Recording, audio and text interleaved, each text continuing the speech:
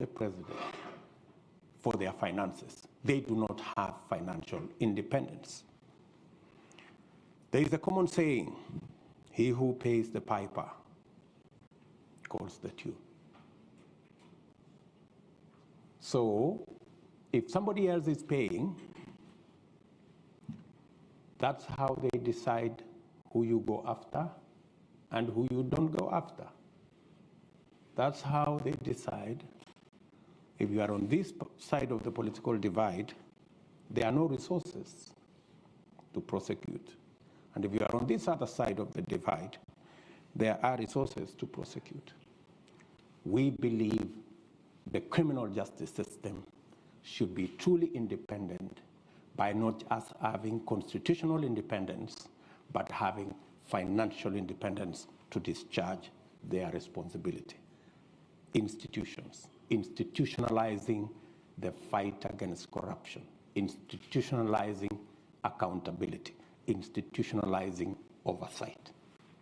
That way, we will be on the trajectory of getting Kenya where we want. So, what's on the ballot? Those of us who believe we should institutionalize our politics along political party lines, institutionalize accountability by having clear separation between the opposition and government, institutionalizing the fight or accountability by making sure that the judiciary is independent, the institution of the criminal justice system is independent, not just by constitution, but financial and operational independence as well, rather than build these around personalities who then become subjective and who then become biased, and we end up in the place we should not be.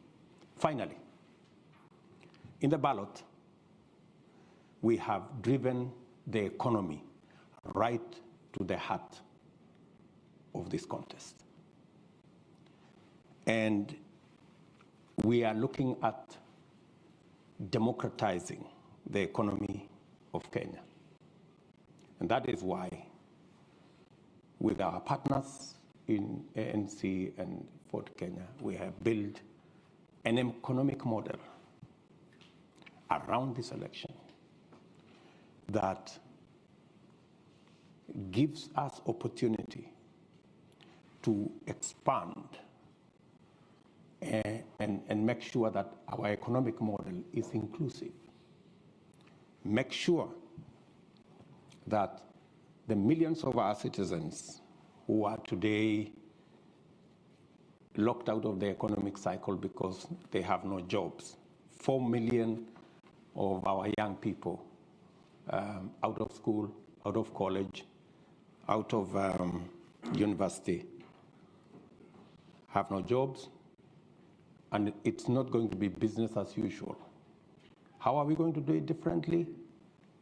We're going to deliberately, and I could give examples later, deliberately invest in areas that are labor intensive, that create jobs, so that we can deal with the challenge of unemployment and create inclusivity. Number two, 80% of all our business is in the space of micro, small, and medium enterprise. We believe to create economic inclusion, this category, who suffer 3 challenges. They do not have legislation to protect their business. They have challenges in the environment in which they operate. And when I say in the environment in which they operate, even huge corporates in Kenya will tell you they have a wall of licenses, 10 licenses, 15 licenses that they have to suffer before they can get their business up and running. And finally, and this is especially for the micro and small enterprises, is the whole challenge of access to credit. It is really the elephant in that space. Let me give you an example. Because of the challenge of access to credit, we have a huge problem of predatory lenders. And because of predatory lenders, today, 15 million Kenyans are blacklisted on Credit Reference Bureau. 15 million Kenyans blacklisted is actually half our working population. That tells you there is a serious problem of access to credit. Many of these micro enterprises, research shows that many of them pay as high as 1,000% per year to access credit. Some 2,000%, while corporates access credit at 10%. The micro and small enterprises access credit all the way to 1,000%. It's reasonably. These are enterprises that end up making $1, $2, maybe $3 on a good day. And with just access to credit, reasonable credit, affordable credit, you can actually increase their income from $2, $3 to $6, $7. You can double their income just by making sure that we access credit. It's a challenge that we have, and it's a challenge we must deal with. Inclusivity again. And this is about the economy. And finally, we have to do something about the biggest sector that drives our economy. 25% of our GDP is contributed to by agriculture. 50% of our GDP, agriculture, plus all the linkages. So it's not possible to discuss the economy of our country without discussing agriculture. And agricultural transformation, right from interventions in seeds, interventions in fertilizer, interventions in market, interventions, getting rid of cartels, dealing with brokers, making sure that we have clear value chains. And if I give you an example, we are, for example, the largest producer of milk in the continent. We produce 5 billion liters of milk. But if you go to see our productivity, it's anywhere between 3 liters or 3 kilos and 4 kilos per cow. Same cow, same farmer, with a little bit of input on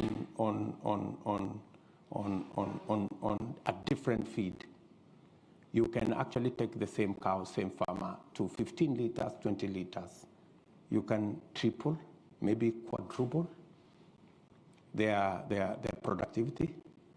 And we could turn around the fortunes of many in that space of agriculture. We import 180 billion shillings worth of food items into Kenya, when we have a huge farming community that can actually produce. 12 million households in Kenya are in the category that majority end up being net importers of food, yet they are farmers. We need to build the capacity, increase the productivity of these people who are already in the farms so that they can produce enough for them to eat. And with enhanced productivity, they can begin to help us manage the 180 billion import bill by supplying some of it.